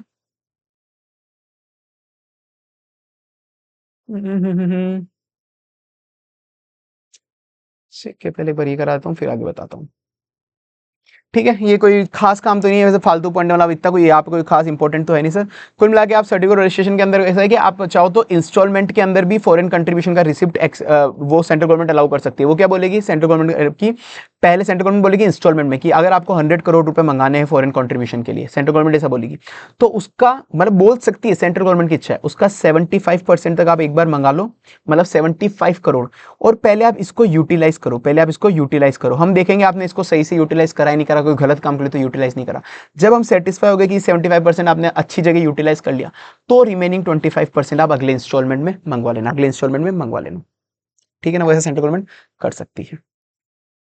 तो अब सर सर्टिफिकेट रजिस्ट्रेशन के लिए कुछ चीजें जान लो। सर्टिफिकेट ऑफ रजिस्ट्रेशन मैंने कहा था 5 ईयर के लिए वैलिड होता है, 5 साल के लिए वैलिड होता है सर्टिफिकेट ऑफ रजिस्ट्रेशन। ठीक है, इनसे एमसीक्यू बनते हैं, अच्छे खासे बनते हैं। ठीक है, जैसे ही आपने सर्टिफिकेट रजिस्ट्रेशन के लिए अप्लाई करा है, या फिर परमिशन के लिए अप्लाई करा है, या तो परमिशन के लिए अप्लाई करा है, या फिर सर्टिफिकेट ऑफ रजिस्ट्रेशन के लिए, किसको अप्लाई करते हो? सेंट्रल गवर्नमेंट को। तो सेंट्रल गवर्नमेंट को जैसे ही आपने अप्लाई करा है, जैसे ही आपने अप्लाई करा है, तो सेंट्रल गवर्नमेंट 90 डेज के अंदर अंदर, 90 डेज के अंदर अंदर जनरली आपको सर्टिफिकेट ऑफ रजिस्ट्रेशन या फिर अप्रूवल दे देती है, सर्टिफिकेट ऑफ रजिस्ट्रेशन या फिर अप्रूवल दे सकती है। 90 डेज से ज्यादा लगे तो भी कोई दिक्कत नहीं, बस वो रीजन बता देगी कि मैं ये रीजन हो गया तो बाद में दे दूंगी, रीजन हो गया तो बाद में दे दूंगी। ठीक है ना, ये होता है। उसके बाद सर 5 साल के बाद क्या होगा? 5 साल के बाद सर्टिफिकेट रजिस्ट्रेशन खत्म हो जाएगा, फिर क्या करना है फिर? तो सर उसके बाद भी बोला है कि आपको रिन्यू कराना पड़ेगा।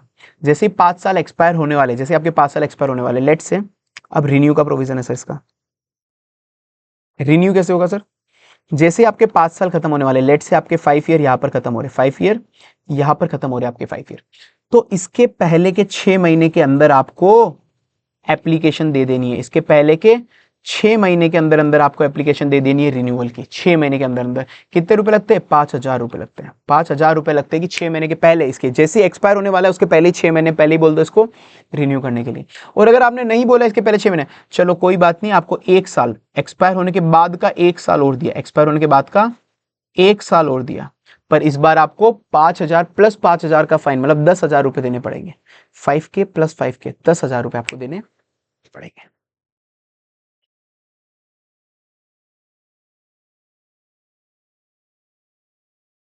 फालतू पॉइंट है कि कुछ मिला के जब भी सेंट्रल गवर्नमेंट उनको कोई सर्टिफिकेट ऑफ रजिस्ट्रेशन या प्रायर परमिशन दे रही है तो वो बहुत सारी कंडीशन लगा सकती है, बहुत सारी कंडीशन लगाती है कि तुम इस पैसे का ये नहीं करोगे, तुम इस पैसे का वो नहीं करोगे, तुम इस पैसे का वैसा वैसा नहीं करोगे। फालतू पॉइंट है, ठीक है। सर्टिफिकेट रजिस्ट्रेशन वैलिडिटी 5 साल, अभी अपन ने जस्ट पढ़ा, ठीक है ना। और जिस पर्पज के लिए मंगाया उसी पर्पज के लिए यूज लेना है। कोई भी एप्लीकेशन फालतू है, छोड़ दो, कोई भी एप्लीकेशन फालतू बात है। सेंट्रल गवर्नमेंट जब भी किसी को सर्टिफिकेट और रजिस्ट्रेशन लेगी या प्रायर परमिशन लेगी तो बहुत सारा डिटेल लेगी, आईडी प्रूफ अगला लेगी, आधार कार्ड लेगी, पासपोर्ट लेगी, ओसीआई कार्ड लेगी। फालतू पॉइंट है।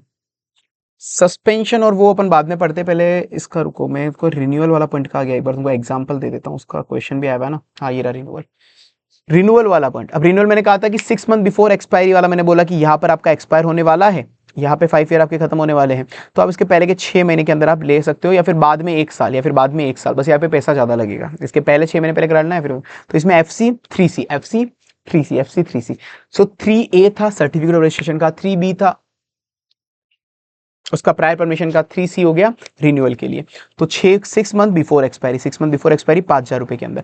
पर हाँ लेट फीस के साथ 5,000 की एक्स्ट्रा लेट फीस और दे दो और अप टू 1 ईयर भी आप वापस से करा सकते हो, ठीक है ना। और वही है सेंट्रल गवर्नमेंट वापस 90 डेज के अंदर, वहां पे अपन ने ऊपर पहले ये भी पढ़ा था कि सेंट्रल गवर्नमेंट 90 डेज के अंदर, जब भी आप पहली बार अप्लाई करते हो तो सेंट्रल गवर्नमेंट 90 डेज के अंदर अप्रूव कर देती है। तो सेम केस यहाँ पे भी है, सेंट्रल गवर्नमेंट वापस से 90 डेज के अंदर अप्रूव कर देगी, सेंट्रल गवर्नमेंट वापस से 90 डेज के अंदर अप्रूव कर देगी, जब भी आप उसको आप अप्रूवल बोलोगे कि हमको रजिस्ट्रेशन लेना है, हमको रजिस्ट्रेशन लेना है, वापस से अप्रूव कर देगी, मतलब सॉरी रिन्यू करना है, सेंट्रल 90 डेज के अंदर कर देगा। वो ये वापस से 5 साल के लिए वैलिडिटी हो जाती है। तो ये देखो जो एग्जांपल दिया हुआ है कि सर्टिफिकेट रजिस्ट्रेशन 1 जनवरी 2012 को दिया था, तो 5 साल तक वैलिड है। 5 साल कितना होगा सर? 12, 13, 14, 15, 16, 12 पूरा का पूरा, 12, 13, 14, 15, 16, तो 31 दिसंबर 2016 तक वैलिड है। तो इसके रिन्यू के लिए कब अप्लाई करना है? जस्ट 6 महीने पहले, जस्ट 6 महीने पहले। तो 6 महीने पहले क्या होंगे इसके? 31 दिसंबर का 6 महीना पहले, देखो यहाँ पे एक्सपायर हो रहा है ना, का एक्सपायर हो रहा है 31 दिसंबर 2016। तो रिन्यू के लिए कब अप्लाई करना है? इसके जस्ट 6 महीना होगा 1 जुलाई 2016। तो इसके बीच में आप कभी भी अप्लाई कर सकते हो, ठीक है। और जैसे ही अप्लाई करा उसके बाद गवर्नमेंट कब देगी? जैसे आपने 31 अगस्त को मानो अप्लाई करा, तो गवर्नमेंट कब तक देगी आपको? अप्रूव करेगी 90 डेज के अंदर। तो 31 अगस्त प्लस 90 डेज 29 नवंबर, ठीक है। ऐसे एमसीक्यू बनेंगे, तो ये तुमको याद करना पड़ेगा। अब एक सर्टिफिकेट ऑफ रजिस्ट्रेशन जो है ना, सर्टिफिकेट ऑफ रजिस्ट्रेशन, वो सर्टिफिकेट ऑफ रजिस्ट्रेशन कैंसिल भी कर सकती है सेंट्रल गवर्नमेंट, उसको सस्पेंड भी कर सकती है, या फिर कोई बंदा खुद से उसको चला के सरेंडर भी कर सकता है। क्या कर सकता है? सरेंडर भी कर सकता है, कोई बंदा खुद से चला के सरेंडर भी कर सकता है। तो भाई सबसे पहले तो कैंसिल कब करेगी सेंट्रल गवर्नमेंट? सबसे पहले होगा कि कैंसिल कब करेगी central government? Sir central government उसको कैंसिल कर देगी जब से सेंट्रल गवर्नमेंट को लगा कि इसने जो सर्टिफिकेट ऑफ रजिस्ट्रेशन लिया था कुछ गलत इंफॉर्मेशन लगा बता के लिया था, गलत चीजें बताई थी, इसलिए हमने इसको दे दिया। सच बताता तो हम पहले भी नहीं देते।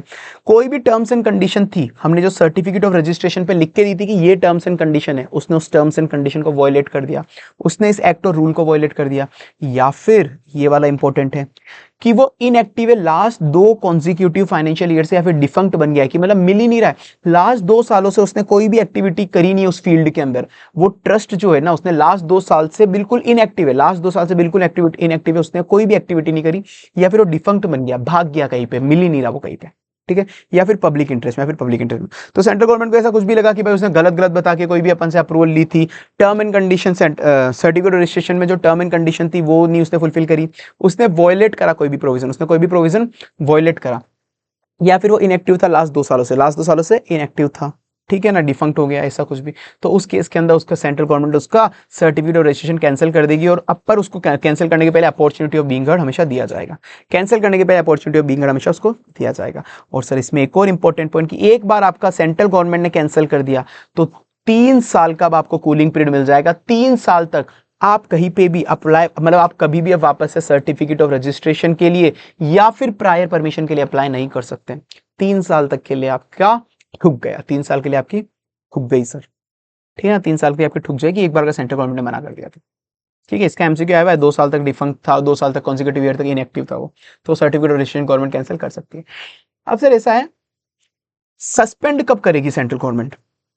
जब भी सेंट्रल गवर्नमेंट के पास कोई कैंसिलेशन की एप्लीकेशन है, इसको लग रहा है कि मैं कैंसिल करने वाली हूँ, कैंसिल करने वाली हूँ, कैंसिल करने वाली हूँ, पर कैंसिल करेगी कब करेगी, ऐसा लग रहा है कि कैंसिल, उसने खुद ने बोल दिया कि मेरे को कैंसिल कराना है रजिस्ट्रेशन, या सेंट्रल गवर्नमेंट उसका रजिस्ट्रेशन शायद कैंसिल कर सकता है, कर सकता है। तो सेंट्रल गवर्नमेंट को पर पहले उसके बीच में कोई इंक्वायरी करनी थी, उसको कोई इंक्वायरी करनी थी, तो कैंसिलेशन करने के लिए इंक्वायरी तो करेगी ना वो बहुत सारी चीजें, उसके बाद में कैंसिल होगा, पहले तो वो बहुत सारी चीजें इंक्वायर करेगी, उसके बाद कैंसिल होगा।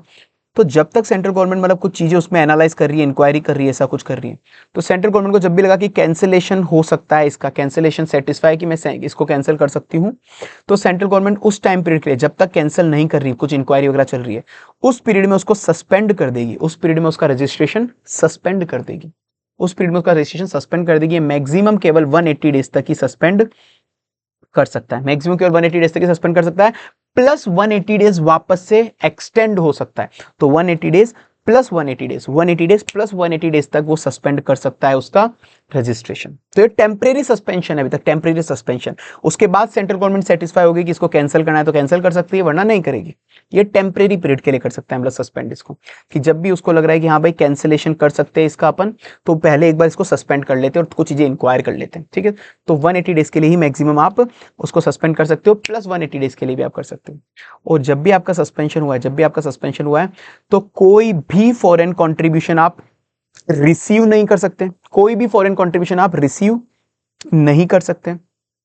और जो फॉरेन कंट्रीब्यूशन आपके पास एग्जिस्टिंग है, जो फॉरेन कंट्रीब्यूशन आपके पास एग्जिस्टिंग है, उसको यूटिलाइज भी नहीं कर सकते without prior approval of CG, मतलब सेंट्रल गवर्नमेंट की अप्रूवल लेनी पड़ेगी। तो सर इसके अंदर क्या बोला, यूटिलाइजेशन के लिए भी सेंट्रल गवर्नमेंट की अप्रूवल लेनी पड़ेगी। पर यूटिलाइज मतलब कोई भी एक तो सिंपल सी बात है कि आप कोई भी फॉरेन कंट्रीब्यूशन रिसीव कर ही नहीं सकते, सस्पेंड हो गया तो कर ही नहीं सकते, मतलब बिल्कुल नहीं कर सकते, बात खत्म, बात खत्म। पर जो एग्जिस्टिंग फॉरेन कंट्रीब्यूशन है ना, एग्जिस्टिंग फॉरेन कंट्रीब्यूशन अपने बैंक अकाउंट में पड़ा है, उसका आप क्या कर सकते हो, 25% तक, जो आपके पास अनयूटिलाइज फॉरेन कंट्रीब्यूशन है उसके 25% तक, उसके 25% तक आप उस फॉरेन कंट्रीब्यूशन को यूटिलाइज ले सकते हो, but approval of CG, central government की अप्रूवल लगेगी, सेंट्रल गवर्नमेंट की अप्रूवल लगेगी। और 25% से ज्यादा अगर आपको यूटिलाइज करना है तो बैलेंस 75%, वो तो आप नहीं ही कर सकते, सेंट्रल गवर्नमेंट के अप्रूवल से भी नहीं ही कर सकते। वो तो जब तक आपका सस्पेंशन नहीं हटेगा तब तक कुछ नहीं होगा, तब तक कुछ नहीं।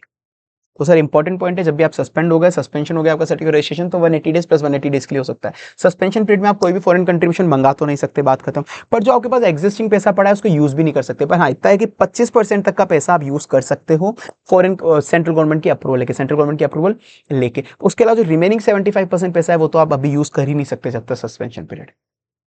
ठीक है सर, चलो फिर ये फालतू पॉइंट है, मतलब ठीक है इसके अंदर कि वो बंदा चाहे तो खुद से सरेंडर भी करा सकता है सर्टिफिकेट ऑफ रजिस्ट्रेशन, वॉल्यूंटरीली करा सकता है। तो सेंट्रल गवर्नमेंट को एप्लीकेशन दे देना फॉर्म FC7 के अंदर, सेंट्रल गवर्नमेंट देख लेगा कि हाँ भाई उसने कोई भी कॉन्ट्रावेंशन नहीं करा, FCRA का सब कुछ ठीक है, तो वो कर देगा सरेंडर। सरेंडर कब से वैलिड होगा, जब से सेंट्रल गवर्नमेंट ने वो एप्लीकेशन एक्सेप्ट करी, बात खत्म। Management of foreign contribution after cancellation और सरेंडर, कि जो भी फॉरेन कंट्रीब्यूशन एक बार मतलब लेट्स से कि किसी का भी सर्टिफिकेट ऑफ रजिस्ट्रेशन कैंसिल कर दिया, तो अब वो उस पैसे को तो यूज कर ही नहीं सकता, उस पैसे को तो यूज कर ही नहीं सकता। तो भाई वो जो पैसा उसके बैंक अकाउंट में पड़ा है फॉरेन कंट्रीब्यूशन वाला, उसको कौन मैनेज करेगा, जो भी प्रिस्क्राइब बैंकिंग अथॉरिटी है ना वो यूज करेगी, मतलब वो उस सेंट्रल गवर्नमेंट बताएगी उसको वैसे वैसे यूज करना पड़ेगा। फालतू बात है, काट दो इसको।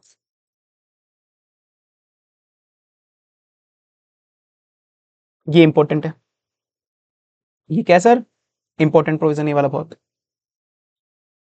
फॉरेन कंट्रीब्यूशन आएगा कैसे सर, जिस जिस भी इंसान को फॉरेन कंट्रीब्यूशन मंगवाना है, जिस जिस भी इंसान को फॉरेन कंट्रीब्यूशन मंगाना है वो केवल एक अकाउंट में मंगा सकता है, FCRA अकाउंट उसको एक बैंक में नया खुलाना पड़ेगा। हाँ जी सर, जैसे अपना सेविंग अकाउंट होता है, करंट अकाउंट होता है, वैसे एक FCRA अकाउंट होता है, वो FCRA अकाउंट खुलाना पड़ेगा। और वो भी किसके साथ, वो सर खुलाना पड़ेगा अपन को SBI न्यू दिल्ली की मेन ब्रांच में, SBI न्यू दिल्ली की मेन ब्रांच में। ये इंपॉर्टेंट है पूरा, SBI न्यू दिल्ली, याद रखना।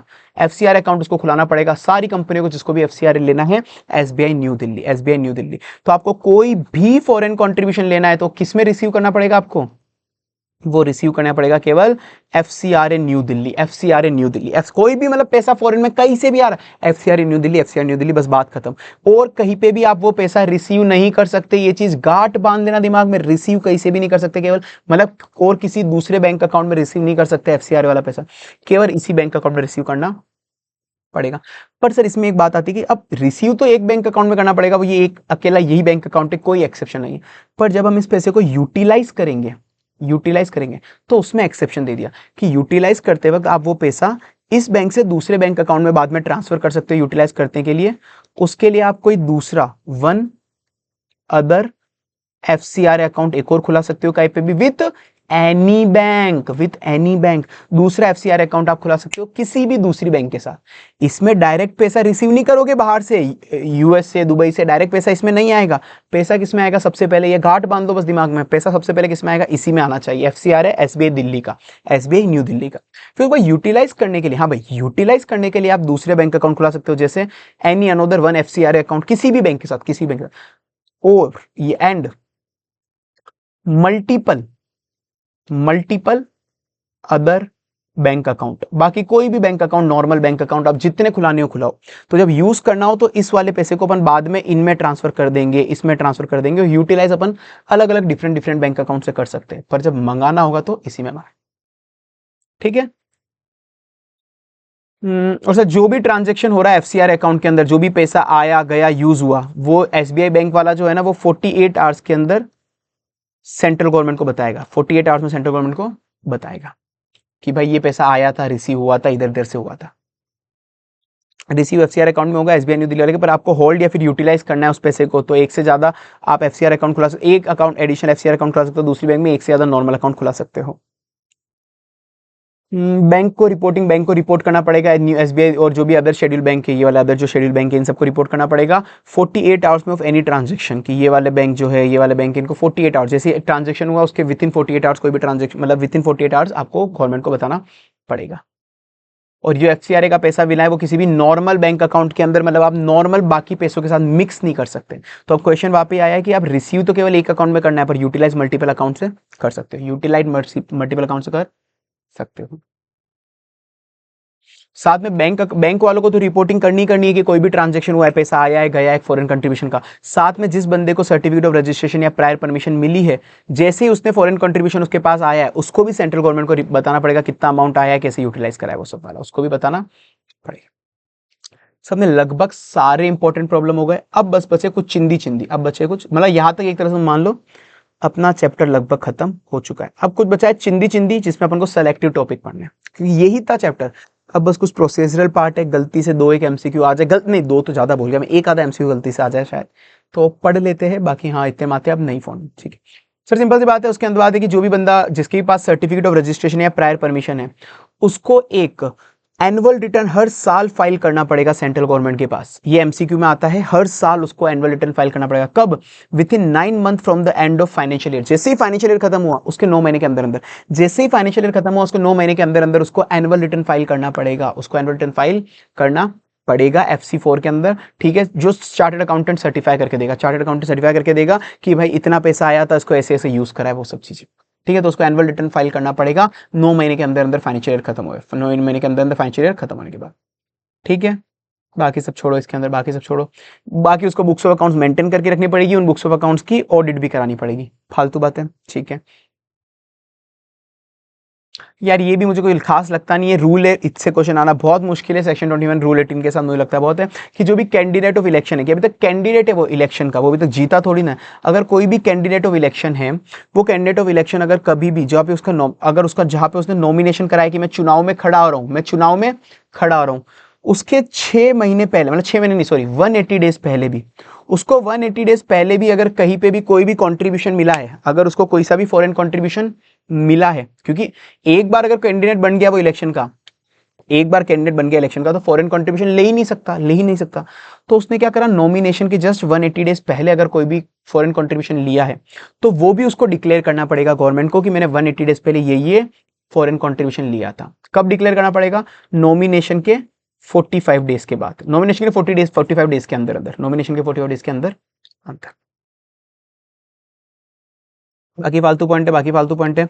एडजुडिकेशन ऑफ एंड कॉन्फिस्केशन, अरे कुछ नहीं है भाई, जो भी आर्टिकल करेंसी सिक्योरिटी है, जो भी अपन ने फॉरेन कंट्रीब्यूशन में अपन को आर्टिकल करेंसी सिक्योरिटी मिली ना, कहीं पे भी ऐसा लग जाए कि भाई जो भी पैसा मिला है, आर्टिकल करेंसी सिक्योरिटी मिली है, वो कोई कॉन्ट्रावेंशन में मिली है, कि मतलब अपन को लॉ एंड रेगुलेशन परमिट ही नहीं करता है रिसीव करने के लिए, तो भी किसी ने रिसीव कर ली, तो उस केस के अंदर जो ये एडजुडिकेशन ऑथोरिटी वगैरह होती है ना, वो उसको सीज कर सकती है, कि वो पैसा वो जब्त कर लेगी, एक बार वो कोई भी ऐसी आर्टिकल करेंसी सिक्योरिटी वो जब्त कर लेगी, ठीक है ना। अब ये कोई काम के नहीं है सच, बस मैं एक बार यूं बता रहा हूं तुमको, गलती से एमसीक्यू आ जाए तो। और ये जब्त कौन करेगा, मतलब कॉन्फिस्केट सीज कौन कर सकता है इसको, अगर 10 लाख रुपए तक का कोई भी आर्टिकल सिक्योरिटी करेंसी वगैरह है, तो judicial officer not below the rank of assistant session जज, मतलब असिस्टेंट सेशन जज 10 लाख तक है, तो 10 लाख से ज्यादा किसी भी वैल्यू तक का वो कोर्ट ऑफ सेशन कोर्ट जो भी है वो जब्त करेगा, सेशन कोर्ट जब्त करेगा। पर जब्त करने के पहले आपको अपॉर्चुनिटी ऑफ बीइंग हर्ड हमेशा देनी पड़ेगी, ठीक है। अपील, अगर कभी भी आपका पैसा जब्त कर लिया, मतलब वही है ना कि एसीएस जो भी अपने आर्टिकल करेंसी सिक्योरिटी थी, वो पैसा आपका जब्त कर लिया, कोई भी पैसा जब्त कर लिया, किसने जब्त करा, जुडिशियल ऑफिसर जो सेशन जज वाला था जो मैंने बोला था, या फिर कोर्ट ऑफ सेशन ने जब्त करा, या फिर सेंट्रल गवर्नमेंट ने ऑर्डर दे दिया था कि नहीं भाई तुम्हारा पैसा जब्त हो जाएगा, या तुमको कोई भी रजिस्ट्रेशन कैंसिल कर देंगे, ऐसा कुछ भी, तो अपन अपील किसको करेंगे, अगर इस बंदे ने जब्त करा है तो कोर्ट ऑफ सेशन पे अपील होगी, इन लोगों ने मतलब सेशन कोर्ट ने अगर जब्त कराया, सेंट्रल गवर्नमेंट ने जब्त कराया, तो हाई कोर्ट में अपील कर सकते हो, कितने टाइम में, विद इन 1 मंथ है इन दोनों को टाइम, तो और यहाँ पर है विद इन 60 डेज, ठीक है। देखो आना बहुत रेयर है, अगर आ गया तो एक दो चीज छोड़ सकते हो तुम, बाकी मैं तो बता रहा हूँ, ठीक है। सेंट्रल गवर्नमेंट ने कोई भी अगर ऑर्डर दिया है, तो सेंट्रल गवर्नमेंट ने ऑर्डर दिया है कि तुम्हारा ये चीज हम जब्त कर लेंगे, तेरे को हम एफसीआरए का रजिस्ट्रेशन नहीं देंगे, फलाना डिग्री, ऐसा कुछ भी करा है, तो पहली बात तो जो भी आप अपील कर सकते हो सेंट्रल गवर्नमेंट को वापस से, कि आप आपके ऑर्डर को रिवाइज करो, आप सेंट्रल गवर्नमेंट को भी वापस से बोल सकते हो कि आप आपके ऑर्डर को रिवाइज करो, पर केवल ई फॉर्म में, ध्यान रखना जो भी एप्लीकेशन जाएगी ई फॉर्म में, तुम बस ध्यान रखना जो भी एप्लीकेशन जाएगी ई फॉर्म में आएगी, अगर एमसीक्यू आया तो जो भी एप्लीकेशन है ई फॉर्म में इलेक्ट्रॉनिक जाएगी, बात खत्म, ठीक है। आप सेंट्रल गवर्नमेंट को कोई बंदा एप्लीकेशन दे सकता है कि आप आपका ऑर्डर रिवाइज करो, या फिर सेंट्रल गवर्नमेंट खुद से भी रिवाइज कर सकती है कभी कभार, कितना टाइम पीरियड होगा, 1 साल के अंदर अंदर, जो भी ऑर्डर लास्ट 1 साल में पास करा है, जो भी ऑर्डर सेंट्रल गवर्नमेंट ने लास्ट 1 साल में पास करा है, उसको रिवाइज कर सकती है। पर वो भी ऑर्डर को रिवाइज नहीं करेगी अगर कोई बंदा अपील के अंदर, अपील पॉसिबल है कि अभी तक टाइम लिमिट एक्सपायर नहीं हुई अपील की, कि भाई ये जो 1 मंथ था 60 डेज था, ये 60 डेज लगेगा, यहाँ पे 60 डेज के अंदर बंदा अपील कर सकता है, तो अभी टाइम लिमिट एक्सपायर नहीं हुई है अपील की, और उस बंदे ने अपना राइट भी वेव नहीं करा है, कि मैं अपील करूंगा या नहीं करूंगा, मतलब उसको बोल देना अगर उसको अपील करनी है तो उसको टाइम लिमिट या तो एक्सपायर हो जानी चाहिए, या फिर उसने अपना राइट वेव ऑफ कर देना चाहिए कि मैं अपील कभी भी नहीं करूंगा, तो ही वो सेंट्रल गवर्नमेंट के पास जा सकता है कि भाई मैं अपील नहीं करूंगा, कहीं पे भी जाके आप ये अपना ऑर्डर रिवाइज करो। अगर उसने या तो राइट वेव ऑफ नहीं करा है अपील करने का, या टाइम एक्सपायर नहीं हुआ है, तो फिर अपील नहीं कर सकता। ऑनलाइन रिवीजन ऑफ एप्लीकेशन, कभी भी आपने अप्लाई करा है एफसीआरए में किसी भी चीज के लिए, तो हमेशा सारा काम ऑनलाइन होगा, तो मस्त ध्यान रखना सारा काम ऑनलाइन होगा, मतलब ऑनलाइन होगा, इसके अलावा तुम ज्यादा माथाफोड़ी मत करो, बात खत्म। अब ये तुम नहीं कर सकते हो, बस इतना ध्यान रखना कभी भी कोई पेनल्टी वगैरह का क्वेश्चन पेपर नंबर 6 में आ जाए कि एफसीआरए के अंदर जो भी पेनल्टी ऑफेंसेस है वो सारी यहाँ पे है, तुम यहाँ से देख के लिख सकते हो, बात खत्म। ऑफेंस कंपाउंड हो सकते हैं 3 साल के अंदर अंदर, बात डन सर। और एफसीआरए के जितने भी थे ना, FC1 FC2 FC3 FC4 वगैरह, ये सब मैंने एक साथ समराइज कर लिए, एक बार इसको पॉज करके तुम चाहो तो पढ़ लो, या फिर मतलब अगर कोई याद कर ही लेना, एटलीस्ट ये वाले तो सारे याद कर लेना, 4 तक तो ये वाले सारे याद कर लो, और एटलीस्ट ये भी याद कर लो कि तुम्हारे स्पॉम के पेपर में काम आ जाएंगे, और गलती से आईबीएस में क्वेश्चन आया तो ये वाला पेपर खोलना, मतलब डायरेक्ट बुक खोलना और लिख देना। डन सर, अपना ये चैप्टर भी हुआ है बड़ी अच्छी तरह से समाप्त एफसीआरए, ठीक है। अब मैं वापस बोलूंगा, मुझे लगा है मैंने भी शायद मतलब कहीं ना कहीं जल्दी शायद हुआ होगा, कहीं ना कहीं पे जल्दी अपन ने पढ़ा है, पर वही मैंने बोला कि भाई स्पॉम पढ़ रहे अपन, इसमें ज्यादा टाइम डिवोट करने का नहीं है, इतना पढ़ो एग्जाम देके आओ, बात खत्म।